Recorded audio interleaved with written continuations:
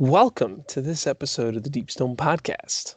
I'm joined by Nik and Proto, John, What up, and what up? we Hi. just got the TLDR of this not TWAB, but TWAB update for Destiny, and it's quite a bit. It's a lot more than I thought, so I had to be sent the TLDR notes of it because it's a lot. Oh It's my hot off the god! presses. It's just like as we're recording this, it's been out for an hour or two. So Mhm. It's we're over an all hour, just isn't it? digesting this info. So And First of I'm all, I want to thank Nick for being ill, because if he'd not been ill, we'd have probably had to record another episode this week. So I hope you're Yes. feeling better, but thank you for being Serendipitous. ill. Yes. So, feeling better. thankfully you were slightly sick. yeah, And that 'cause was if such a not- bonus for us. Yeah, exactly. We'd have had to record 2 episodes, or we would have maybe not done this. And this is massive, you know. So This is quite a bit of information. So we pulled these notes off of Reddit, and thank you, random it's Reddit user. yeah, right.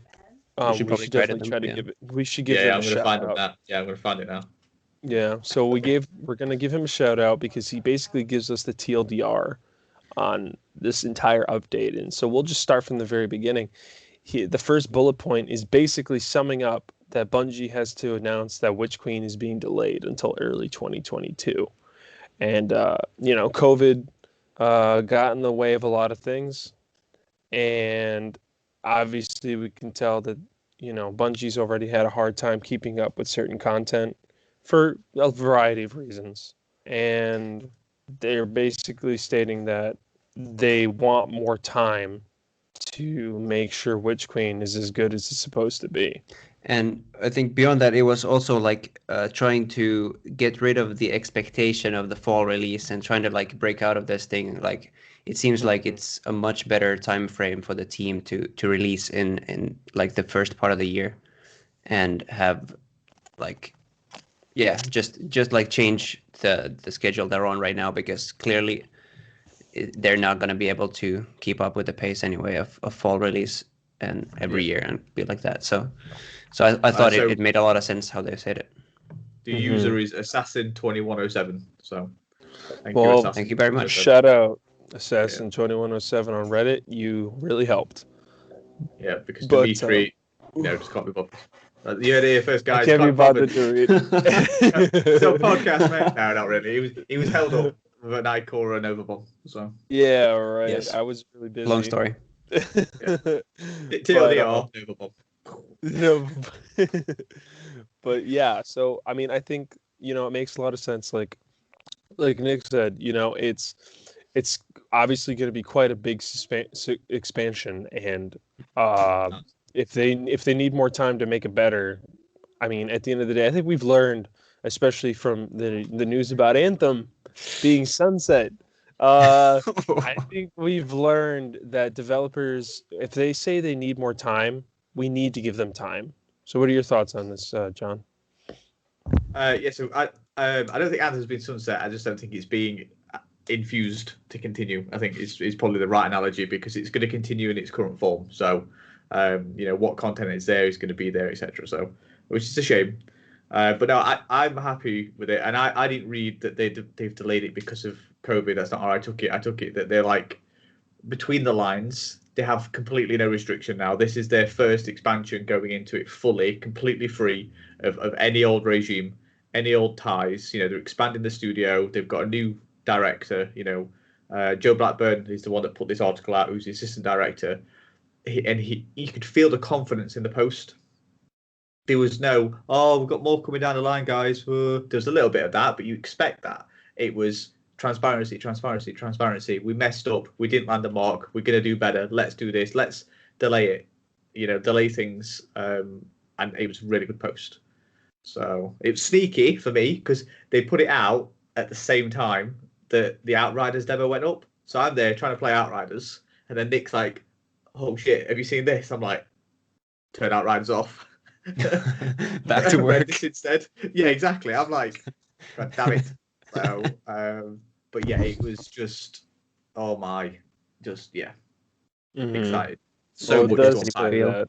It says, with COVID-19 keeping us away from the office and the large amount of work on our plates, We needed to move the date in order to make sure that both this year's updates and the Witch Queen were both delivered at the quality we strive for and on a schedule that made sense for everyone involved.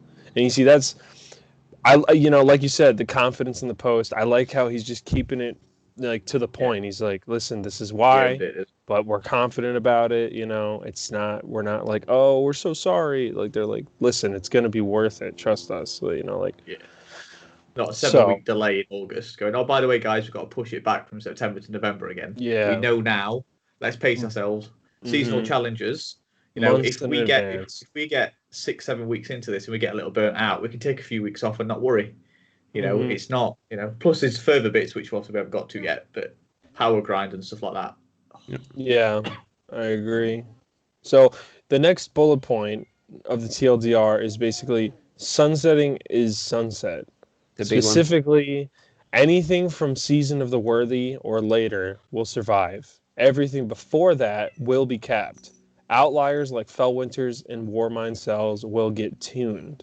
And we'll also include this part to it as well. Power changes. Instead of a 50 power level rise each season, they'll do a 10 power rise for seasons outside of expansions. See, now that's the unsung hero of this entire update. No longer will you have to kill yourself by just blasting through your power levels and just spend all that time going crazy. Now, for regular players, I know that the power level rise sucked. It was horrible. Now, for a player like me, I still think it sucks and it's horrible, but it didn't impact me as much because I had more time to play. But I was always an advocate of people like wanting a power level change because it just gets exhausting. Like I was literally just shout out to Unknown Player. I was listening to his podcast with Bife last night, and they were talking about this, and they said having to do such a massive power level rise every 3 months, it gets exhausting. And it's like, I think they made the right choice here. A 10 power level rise, maybe they'll adjust the power grind so that it takes a little long, but not super long, just to get those 10 levels up. I'm sure. Well, here's the thing, though. If they're gonna have leveling at all, then it seems like they're gonna make those levels more meaningful. Like if you're, let's say, you're 2 levels under, then you're like significantly too lower. So because there has to be a reason for there to be any power grind at all. Of course. So. Yeah, I think they're just like getting rid of the inflation of numbers, basically, and making each level more meaningful. Maybe they laid the foundation for Witch Queen, where we get a new leveling structure. Let's make it easier now for the next 12 months. Because if we've got another 12 months of this, that's a lot. And we're in theory, we've only got 2.5 seasons left to last 12 months. Yeah. So, and I put this out on Reddit because I didn't see it when I read it. No, Reddit. Was there any word on, are we going to get a season 16 and 17 within this expansion, or are they going to expand the seasons to fill that additional 4 or 5 month gap? Yeah. And there's no answer yet, but hopefully that might be something that gets answered quite quickly, because that is where the problem of all this comes into it. Is if this content was due to end in September, or even end in November, if we're going in a full 12 months, if it was due to end in November, that's still another 2 to 3 months of a dry spell. And look how bad it was before Beyond Light with that extra 7 weeks. It was like, do we want that again? Probably not. And they've got time to make content for it this time, haven't they, potentially? Even if it's just little things, just seasonal challenges. They don't have to put loads of content in, but give us some challenges to get to work towards each week.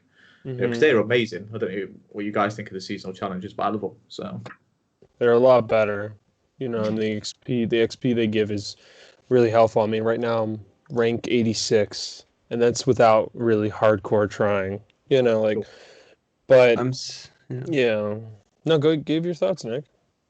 Well, on the seasonal challenges, I'm still not I haven't done the math of how it differs from just picking those up from the vendors every day. Or every week, of doing the weekly challenges for every vendor separately.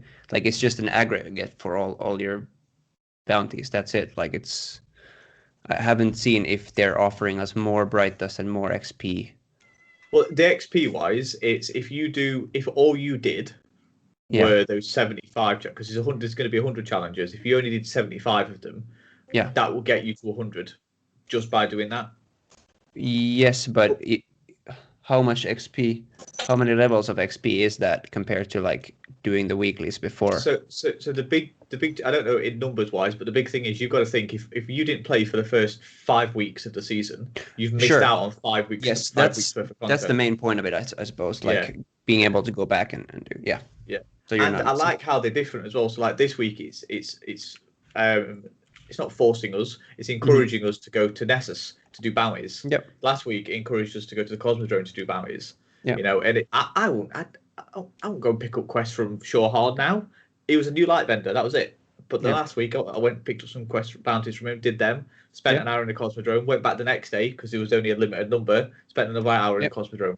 So it's encouraging me to go to areas that I wouldn't do, and I don't think it's more rewarding, like tangible reward, but it's gameplay reward. You know, I spent less time on Destiny last week. I did the mission and 2 nights, and that was it. And I didn't feel that I'd missed out on anything. You know, and that's my benefit as a player. I got to play other games. I got to work a little bit longer at work, do stuff I needed to without going, oh my god, power grind. Yeah. You know, I'm only 1303. You know, I've only just hit that, and if I don't go up anymore this week, I don't care. Whereas last season, I was like, I've got to be there. I've got to do it. So I think this ties into like a larger part of like what I was gonna say about the leveling too, because I think it's just a more elegant way of doing things, like a more elegant way of presenting your weekly tasks, and the same way I think leveling. I still think the individually leveling your armor pieces. I get that that's a convention from other MMOs and RPGs and whatever, but like I think that's the cumbersome part. Like trying to get that one increase to your one piece, and then you have to like, oh, I can't use I'd really love to use this weapon, but I don't have any upgrade modules on me, so I can't bring this up to level. Like, why not increase your overall power and like use whatever you feel like using? You know, that's a good shout. It's a good shout. So like you collect charges of whatever power or something, and then when you have a certain amount, then your level goes up, and then you can like switch out stuff and actually be encouraged to mix out your loadouts and things, because that's where all the complication is. Huh? Yeah. Well, imagine like Motes of Light, how they used to be in Destiny 1. You get Mote of Light, you consume it, and any gear you've got at that point, it levels up. Because obviously, I say obviously. Yeah, but any gear you're not wearing is not leveled up, so I don't think that's. But yeah, I suppose it's like a halfway thing. It then allows you to focus armor. If you go, right, I've got this new piece of armor, I want to focus on that. Yeah, I can't equip it straight away, you know, but you could. There's a multitude of reasons around that. You could make it a lore reason. You know, you just discovered this damage armor, you've got to repair it, all that jazz. You know, it's better for me. That's better than going, right, here's a socket. Right, I've leveled that up, but then I've lost something else. Okay, you know? I see what you're saying. So instead of like increasing the level of the item, you like unlock the perks. Like yeah. Like it's a different kind of like.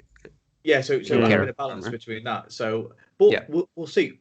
Right now, all cards are on the table. From today's announcement, they are not afraid to make changes now.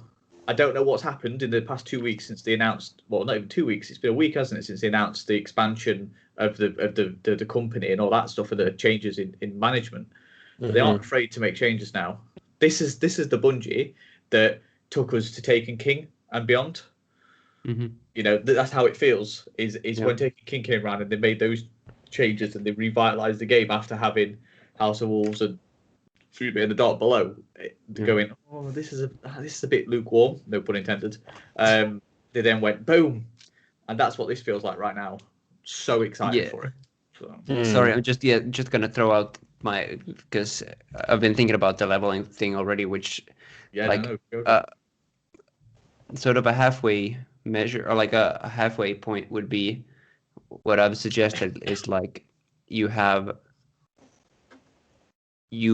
get, let's say you get one charge which is like primary weapon mastery goes up by 1 level, then your entire slot levels up and anything in that slot is leveled, and then you can So like when you do another weekly thing, then you earn a mastery charge for, let's say you use it on your power slot, and then all your power weapons go up by 1 slot, and then you can like deterministically like choose in which order you level everything up, and you can know you're making progress. It's still kind of on that, because that is a great idea, but sitting there thinking there are people like yourself and Dimitri versus me where well, does that mean that you could level up all your slots in a week, or is there going to be any sort of gate there? Because if you could do it in a week, not you two specifically, but then you would get people that go, there's no content. But yeah, because you've leveled up to those 10 levels in 1 week, and there's 12 to 13 weeks left of the season. How do you stop those players from going, I've got no advancement? That's then the next step to that is how do you do that? Because well, there's a theoretical max right now to how many how many pinnacles you can get, or like a cap. So let's say would you keep the cap? You would probably lower the cap, but then like just to get rid of all of the frustrating RNG. I guess it's a different conversation, but just wanted to throw out my it's one of those things prediction / suggestion. Yeah, it's a really good one, and I like that. Yeah, enabled to focus, because for me, I've got 2 slots at the moment that I'm just not getting drops for, which is frustrating the hell out of me, because I'm like, come on, you can play 2 hours and get nothing. Or I keep getting the same thing for better slots. I'm like, I don't need better slots. I don't need better class armament. I need better boots. I need a better freaking power weapon is what I need. So giving me Banshee, talking some Prime Engrams, got 4 class armaments. I'm like, what are you doing? I don't need 4. I've got 2 arms. We should probably move on, but that's that's a really nice. I feel that pain. Yep.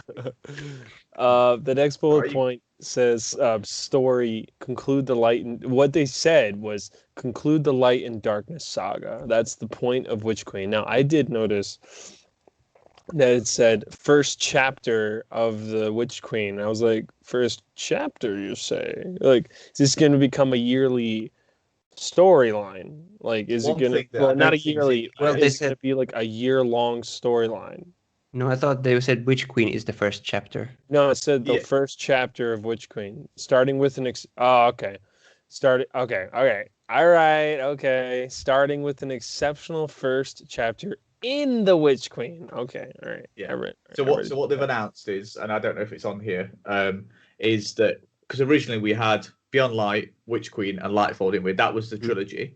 There is another expansion after Lightfall to wrap all this up. That's the big announcement on that. So it won't wrap up till 2024 now instead of 2023. Yeah. So what they're saying story arc of Destiny. Yeah, they're saying on this TLDR is new story saga beginning afterwards. It's not the end of Destiny. Yeah. I'm sure they'll find a way to keep it going. Ikora will be highly relevant in both season 14 and Witch Queen. I don't care because I'm not a warlock, but good for her. Because she's got a great freaking voice actress. Yeah. She's got a great voice actress, and she's criminally underused. So I'm really excited for her.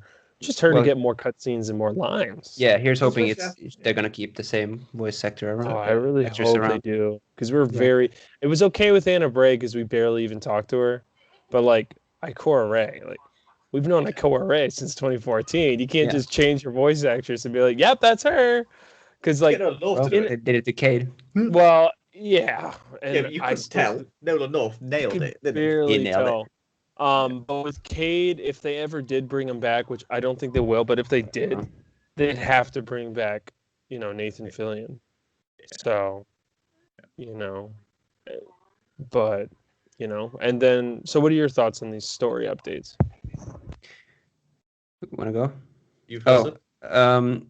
Well, at least for me, I haven't really researched this stuff a lot, but it was the first time I heard about their plan about the entire having these be the first saga and then, giving us this.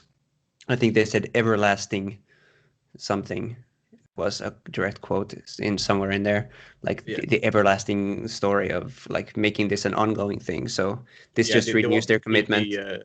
Characters, villains, themes, wanting to marry together, don't they?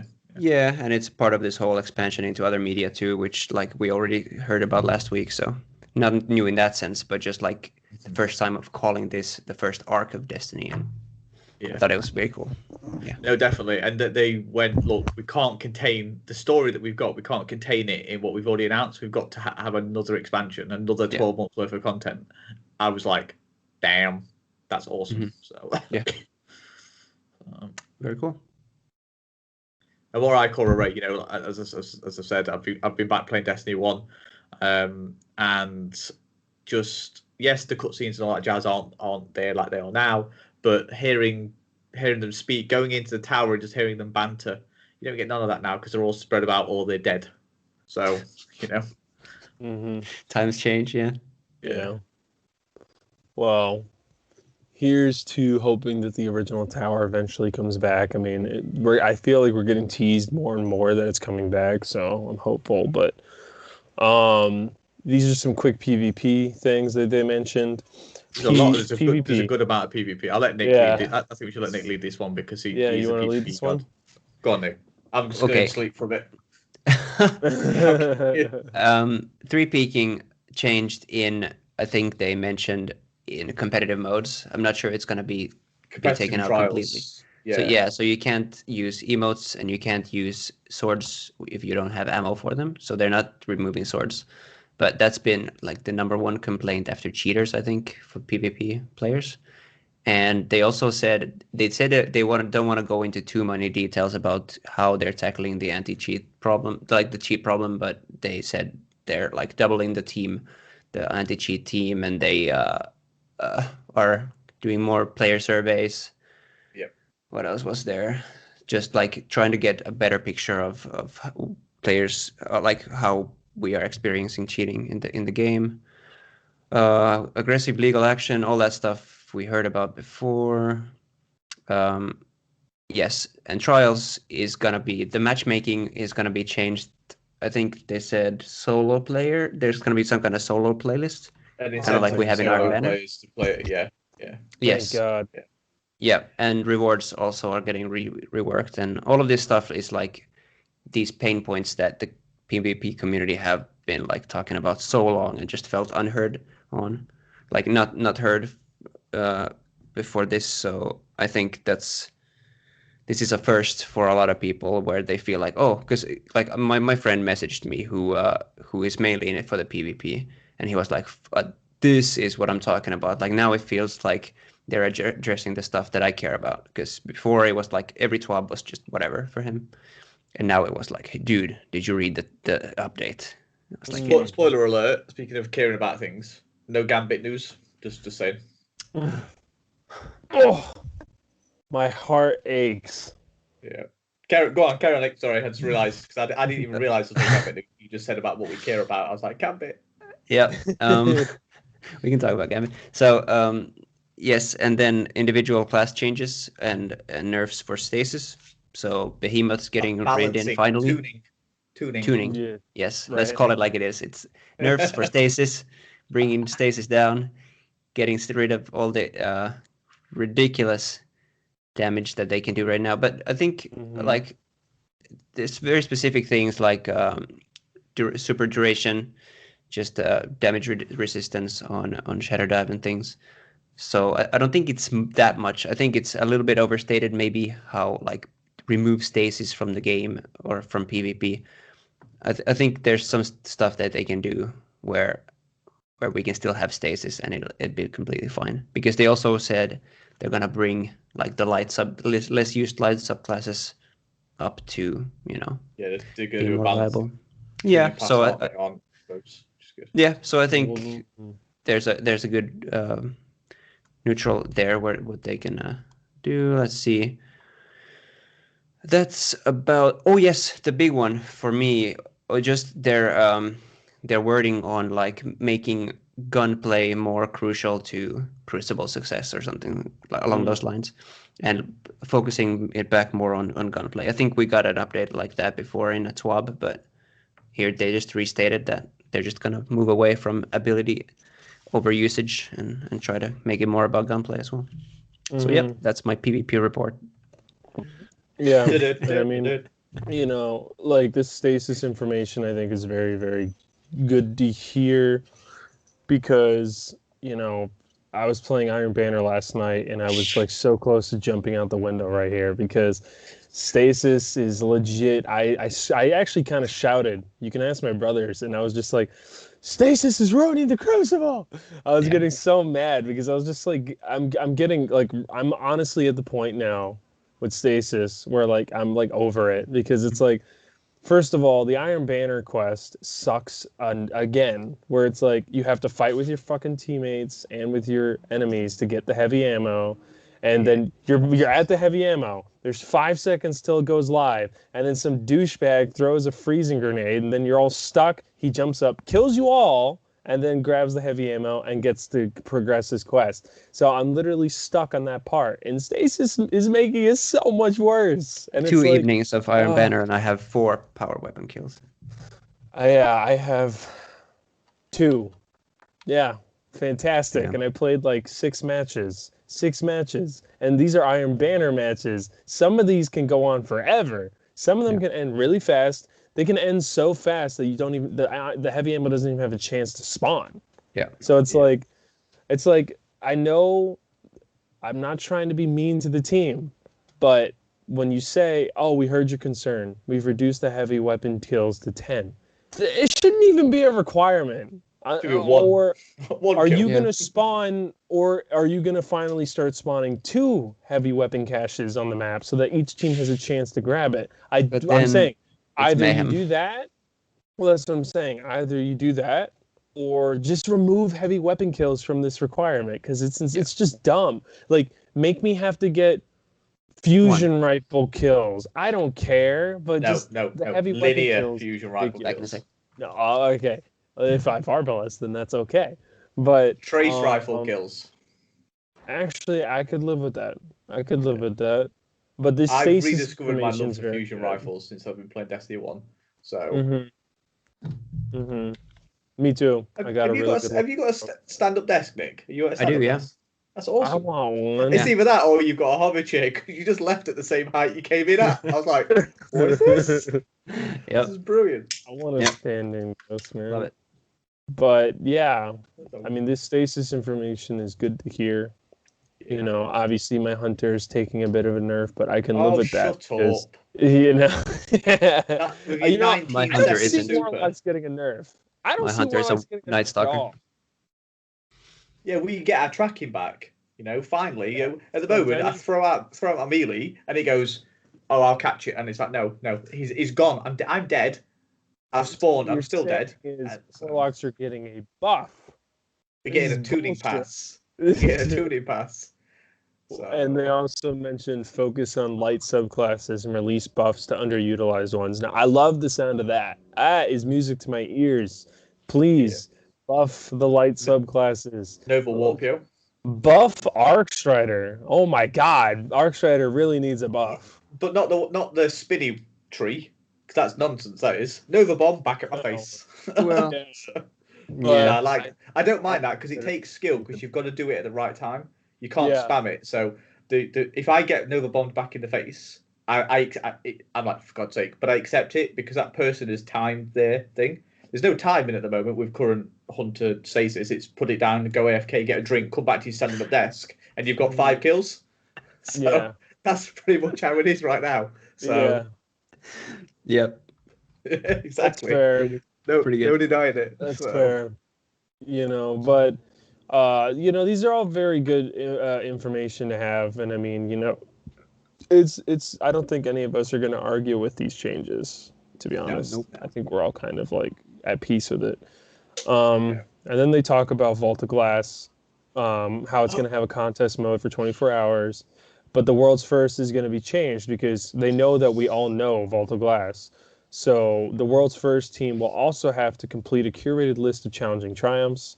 This is fine. I don't think I'm going to get world's first, but I think it's good because everybody knows Volta Class. Everybody knows the strats that you would use in it. So, and they know that with these current weapons, now, I'm sure they will. Warlocks don't have the pushback grenade anymore, do we? Not like we used to. We can't spam it.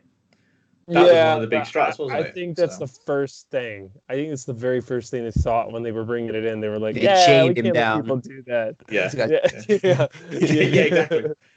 Free He's me got now, a wall. Guardians. He's got a wall behind him. He built a brick wall, and he was like, "Okay." He's got stasis power, so he freezes a you for curated 15 trial. minutes.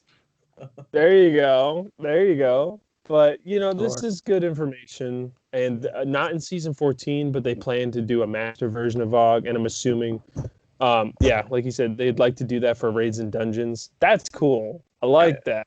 The dungeon one is awesome because I rarely do dungeons, but I really want to get into more challenging content. Now, because of the seasonal model, how it is, I could have one night a week where I go in, get my stuff done that I need to for the challenges, and then 1 or 2 nights a week I can do challenging content. Prior to the seasonal model, it was taking me all week to get the basics done, whereas I can get it all done in 2 or 3 hours now, and that for me allows me to potentially finally buy Beyond Light on the PC and play some content with Nick, some challenging content. So Yes.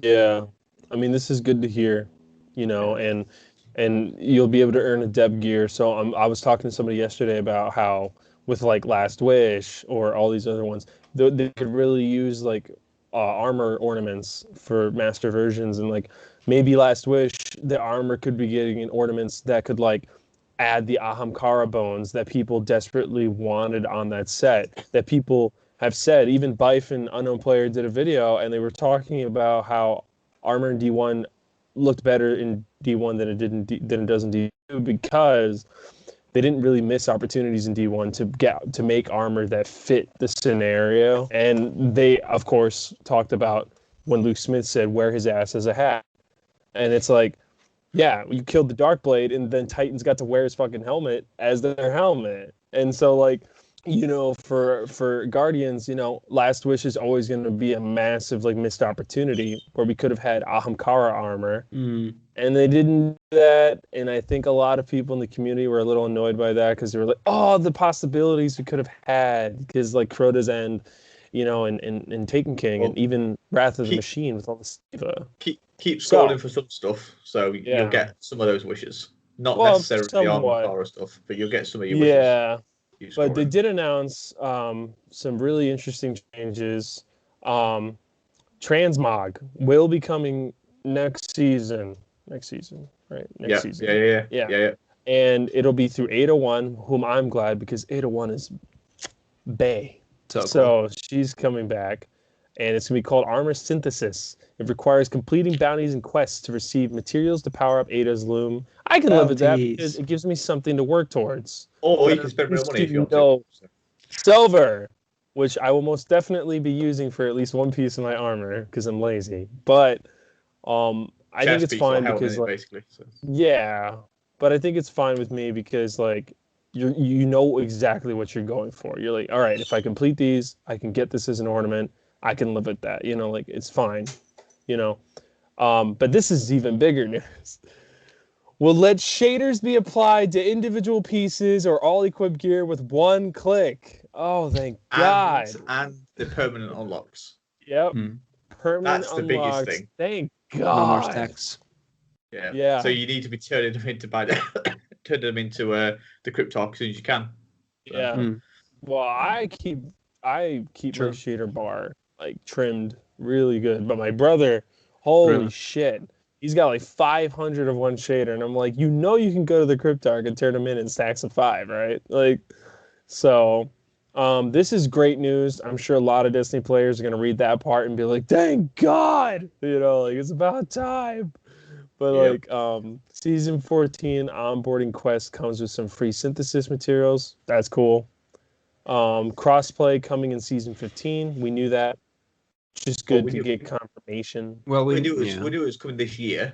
We didn't know. I knew it was coming at the end of the year. I think season 14 was going to be way too fast. There was no way they were going to be able to do that, especially after COVID. No way. Yeah, but potentially it could have been later than season. Well, yeah, okay. Season 15. Like, I figured it was going to come around that area. But now we have a confirmation, so. It's good to hear. And they're guaranteeing that console and PC players won't match together in Crucible unless PC players invite console players to join them. Interesting. That's a bit thought it was big. just going to be an opt-in, but that's fine. I think with the Legendary option is some stasis. people might not be aware that they've done it. So Yeah. Well, This is the perfect way to do it, I think. but what if Yeah. you invite a PC player to your team? Do you think it'll go the same way? yeah, it'll be the same. Yeah. This is interesting news. Legendary stasis energy and power weapons are coming in season 15. Very cool. We've only got one at the moment, haven't we? So Yeah, we have one that I never use. Yeah. Then phase 2 of gilded titles in season 14, specifically showing off how many times that title has been gilded. Don't care. You can't gild Chronicler, and I'm not going to use anything besides Chronicler because I'm lazy. So Never gonna do anything but Riven's Bane. That's yeah, Chronicler speaks to me. It speaks to my soul.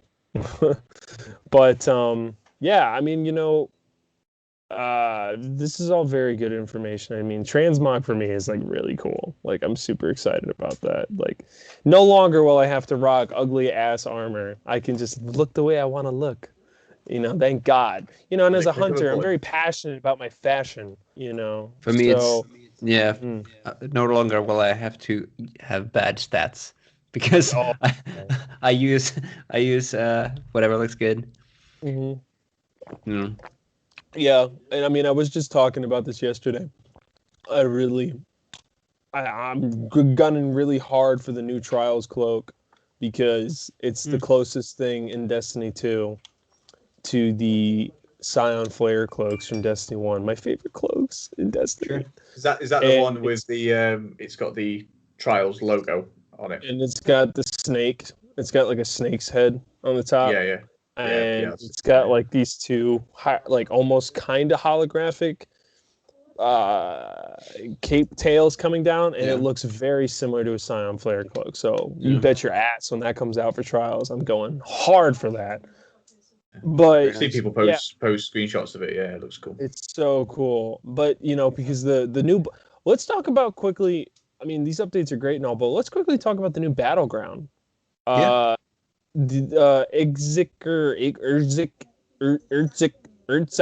whatever her name is. Yeah.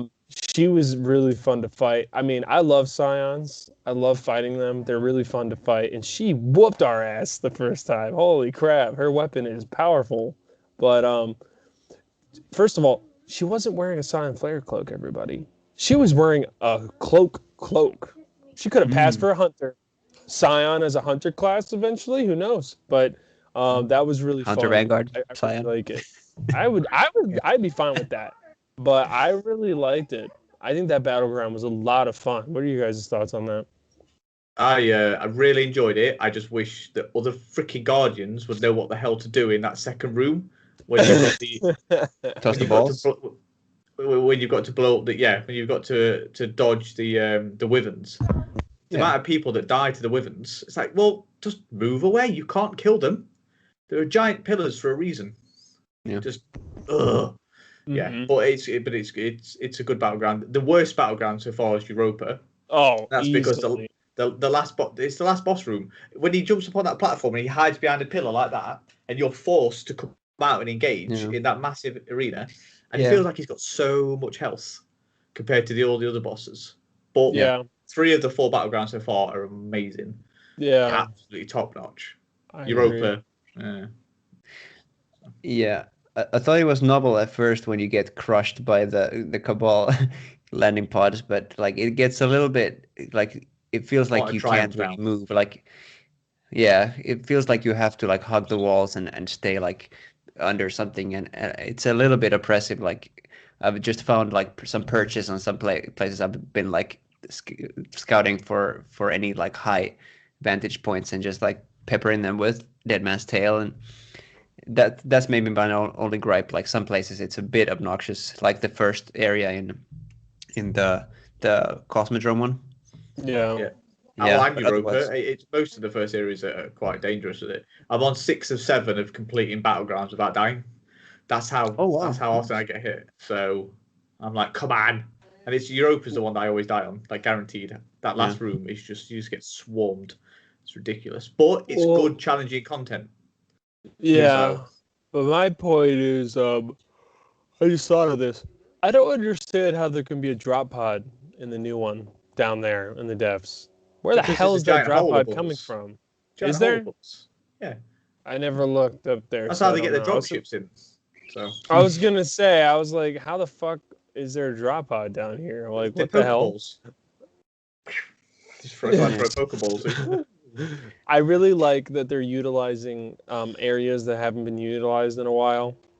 Like, I think the newest one is my favorite one. Like, I love that it drops you into the Well of Giants and all that. Like, we haven't been there since that original story mission with Cade. Yeah. So, like, it's really cool for us to drop. And I like it captures what makes a good strike a strike because it's like that feeling of traveling and that feeling of verticality. Like, we're going from the surface all the way down to the bottom, just like Vogue or just Very like Vogue, Inverted Fire, just like all this stuff. And it feels really cool. It feels really, really good. So, yeah, I agree. The worst one is Europa. Hardest bit of that strike is the freaking tree when you first drop into the hole.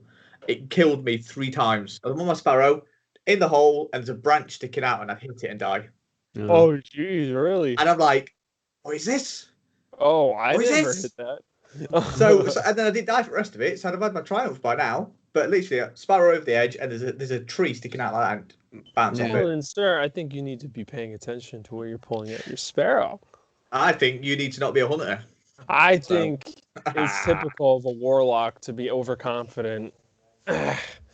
But, you know, and sorry, we also... I'm sorry, how many palindromes and third axioms have you got? I got a good amount now. I have a palindrome with Overflow Rampage and I'm pretty happy with, actually, sir. Ooh, nice. Yeah. All right, I'll be quiet now. Just saying. But yeah, but yeah. Lexi got. I put it in our chat now. The rocket launcher that she got. So she got the I can't remember what it's called now. The Royal whatever it is. Coduello? The new one. No, the other one. So there's the strike specific one. Oh yeah.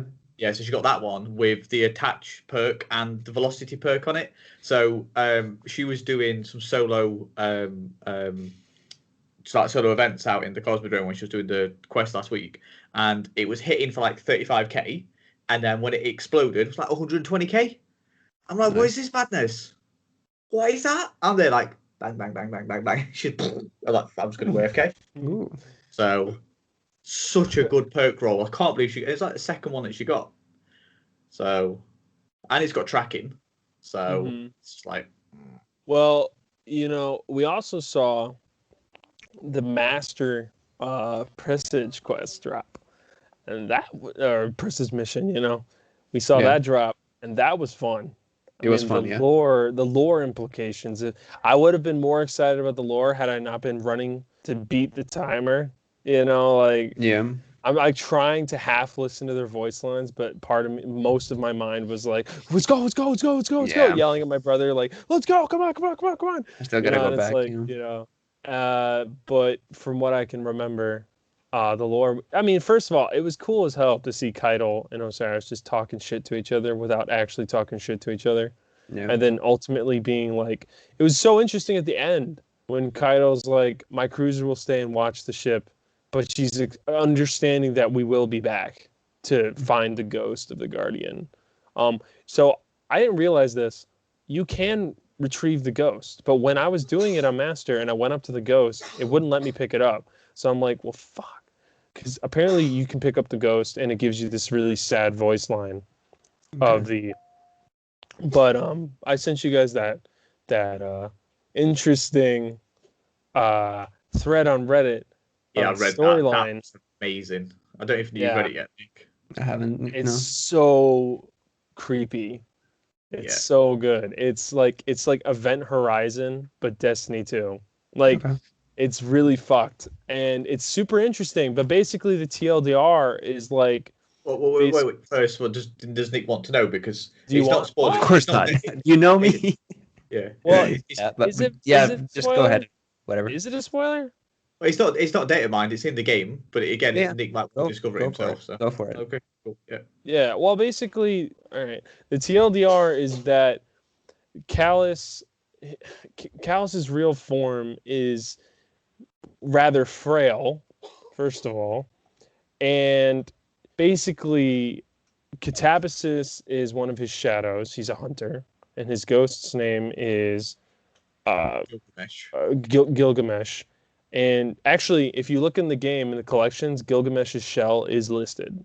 Nobody has it yet, but it's there. It's a huge freaking shell. So basically, Catabasis is a troubled male hunter in exile, attuned to the void subclass Spectral Blades. Gilgamesh is his ghost, who's disgruntled, disillusioned, doesn't believe in what Kata is doing anymore. Callus is a withering Cabal emperor. He uses his robotic surrogates to hide his frailty, and some other characters. But basically, Catabasis meets with Callus and gets to see his real form, which is weak and frail and deteriorating. Callus explains that the darkness has reneged on their promise to elevate him to godlike status, so he's pissed. So Callus basically, his whole plan is to grab these Scorn and use the darkness within them with the Crown of Sorrow to use that to commune with the darkness. And he needs a Red Legion ship called Glycon Velatus. So basically, Catabasis goes with Chinzik, a Scion, and Bar, who's like a really cool. He's actually a really cool like Cabal Centurion or whatnot, and he's got to steal this ship from the Red Legion. So they steal the ship and they take it to the Reef. So this whole time they're capturing Scorn and putting them in the ship. And Catabasis is questioning Bar's loyalty to Callus. Bar is believes that Callus is going to do this so they can reclaim Tora Bottle. And then neither of them really trust Chinzik. And basically, so they get all these Scorn, and the Glycon moves towards this thing called the Anomaly, which everybody kind of just assumes, I guess, is where the darkness is really strong. And so Callus comes with the Crown of Sorrow. He uses his Counselor Scions to tap into the Crown of Sorrow with the darkness from the Scorn, and he tries to talk to the darkness. Oh, this doesn't go well, as we can tell on the ship. It tears apart reality. So this is very Event Horizon, if anybody's ever seen that movie. Receiving nothing, Callus tears the Scorn apart in rage as everyone watches. This is where those fungal growths start appearing on the ship, and Catabasis starts having nightmares about the last city in flames. So Catabasis is with Callus, and he tries again. Bar Turan tells Catabasis that his ghost has been talking to the Scorn, and the ghost says nothing to him.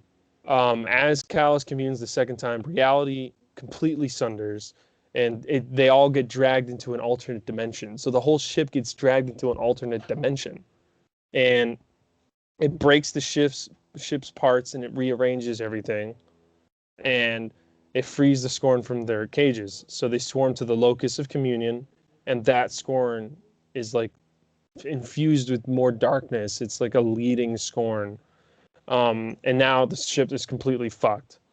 So basically, Catabasis and Bar Turan are fighting against the Scorn as they make their way to Chinzik with all the loyalists trying to hold them off. And Gilly is appearing and disappearing, causing Bar to comment. And then Chinzik uses the Crown of Sorrow to get them back to normal space, but she dies. All the loyalists get killed. And basically, Catabasis is rezzed by Gilly and hides from the Scorn, who now have complete control. Now, this is where the story ends, but gets really fucked. Catabasis takes time to bury the Cabal, but suffers from starvation and dies. Before he dies, he requests that Gilly does not bring him back unless there is a rescue, us, to which Gilly agrees. The ghost is like, yeah, okay, that's fine. Only for Gilly to revive Catabasis in full view of the Scorn. Catabasis is in shock and demands why he has done so. Refusing to side with Catabasis anymore, he explains that he is tired of all the running and that the Scorn offer a way out, salvation in exchange for Catabasis severing his light. If he does not do so, the Scorn will tear Catabasis apart and Gilly will keep rezzing him until he learns his lesson. Catabasis slowly realizes that his ghost has given into the darkness and shoots him. I mean, like, that's some dark shit for like even in Destiny terms. Holy crap. Like his ghost is basically saying, if you don't go my way, I'll just keep rezzing you and you'll just get ripped apart for eternity until you listen to me. I mean, what the fuck? It was dark, yeah. It's good. So great. And my friend actually managed to pick up the ghost. Maybe I just wasn't standing in the right spot. And he told me that the voice line that you hear, because it's like the last words between Catabasis and his ghost before he kills his ghost. He said it's like incredibly dark and really uncomfortable. If you're wearing like headphones, you're like, you get really uncomfortable because you're like, damn, like it's fucked, dude. It's so sad. So that's very interesting information. So I know there's the 5 collectibles. You can pick those up. That tells you the story about what happened on the ship, and then you can pick up the ghost. And I assume that's where everybody got all this information, because if you pick up these 5 collectibles, it tells you what happened, and then like the ghost tells you what happened. So, and then we also get that lore page every week, and that lore page gives backstory, I think, about what happened before. You know, so like that first lore page talks about Callus's true form when he's meeting Catabasis, and that's like super interesting shit. I mean, it really just feels like the rabbit's foot in Wonder Woman 84. Like, yeah, you can get your wish, but it backfires on you. You know, so like the darkness definitely fucked over Callus, but we don't know where he is. It's very possible that he tried to do it again, which explains why he's not here. You know, so. Yeah, maybe he did it again. He got pulled back into that alternate dimension. I mean, I'm kind of like, I want to go to this alternate dimension. You know, maybe there's some nice shiny loot. I don't know. But, you know, it's very dark shit. But I love it when Destiny does dark sci-fi horror shit. Like, oh, man, if this game was a horror game, oh my God, what they could do with that. But I think it's important, you know. This is some dark shit, and that's why I tweeted about it, because like I think a lot of people are missing this information, and it's so interesting. So, yeah, that's the story of Catabasis. So so you know, the hunter, and somebody said like he's a badass, and somebody said he's not a badass, but he's resigning himself to the situation. Yeah, to the he knows he's gonna die. Like, he knows at this point he's dead. Like, he's going to have to kill his ghost, which means he's going to end up dying. And I think what happened was the Scorn gave him to the darkness or whatever. They gave him to the, whatever the fuck. And I'm sure we're going to get information on that as we go on. But I'm not going to give you any spoilers. I will only say this. Stay tuned on this mission, guys. There is something in this mission that will blow your mind, but I won't say what it is. But it's something that's on the ship. Anyway, that's all I'm going to say about that, because I don't want to ruin it for you. So, just be smart on Twitter. Stay away from any specific data mines, because I don't want anybody to like get the next part of this too early. Because if it hasn't come out now, then it's not meant to come out now. And I don't think it's going to come out until the lore pages are complete. So there's 12. So I think it's not going to be revealed to us until all 12 are complete.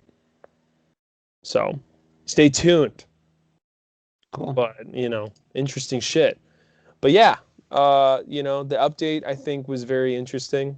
Obviously everyone's going to say, like, it does suck that Witch Queen is being delayed. But I like the way they told us. They told us almost a year in advance, So I think we can all agree that, if they were going to have to delay it, this is the way that you should do it. Yep. We just got to hope that they can fill in the time at least a little bit. Obviously we can take time and play other games. Hopefully I'm rooting for Outriders. I want it to be a good game, because I want people to have other games very similar, of a similar genre to play, especially with Anthem being sent to the farm up north, so, what a missed opportunity that was for Anthem, because the game does feel really good. So, yeah. I definitely don't want to shit on Anthem players. I feel bad for them. It definitely really sucks. I was hoping that Anthem was going to get its shit together, because I think Destiny is at its best when it has competition. So I really hope Outriders is really good. I think Outriders isn't going to be a competition for Destiny in the respect of it being like Destiny. I think it's going to compete for our time, because it's straight away. I did like 10, 15 minutes of the demo. And in regards to, what we like about Destiny, so the verticality, the exploration, that isn't there because it's more like the groundness of Division capped with the loot chase of Borderlands, because you can't jump everywhere. There's no jumping, there's no gliding, there's no flying. It's all you're ground based. It's A to go behind cover, B to climb up things and stuff. So it's different to what I expected. Like controls sounds like. It looks precise. But it looks like it's got a decent story. It's got some branching bits, and it's got a proper loot chase on it. Okay. And the demo, anything you do in the demo carries over to the full game, and the demo's crossplay. Yeah, it's a proper demo. It's an old school demo where it's not a beta. They're like, we're not going to change anything. This is the game as it's going to be on April 1st. Oh, dope.